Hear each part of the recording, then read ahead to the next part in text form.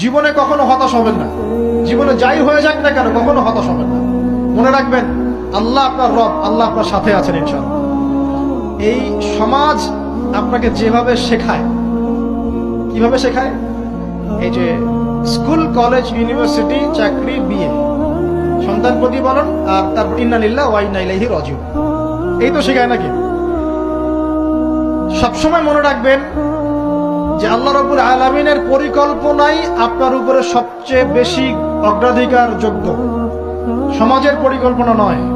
পরিবার আপনাকে চাপ দিচ্ছে, চাকরি পাস না, পড়াশোনা করিস না, হ্যাঁ পড়াশোনায় কেন তুই 80 নাম্বার পাইলি না, কেন চান্স পেলি না, কবে চাকরি পাবি, কবে আমাদেরকে দেখবি, খাওয়াবি, পড়াবি, এই যে চাপগুলো চারপাশ থেকে আসে কিনা, এতে করে অনেক যুবক দেখা যায় মাদকাসক্ত হয়, অনেকে দেখা যায় আত্মহত্যা করছে ইদানিং, করছে কিনা ভাই? এই শব্দটা থেকে আমি এই পয়েন্টটা আজকে লিখেছিলাম যে ভুলেও আল্লাহর প্রতি বিশ্বাস এবং তাওয়াক্কুল হারাবেন না। সমাজ যেভাবে শেখায়, সমাজ চারপাশে যে চাপ আপনাকে দিচ্ছে, এই চাপে নিজে গা ভাসিয়ে দিবেন না। আপনি আল্লাহর কাছে দোয়া করবেন।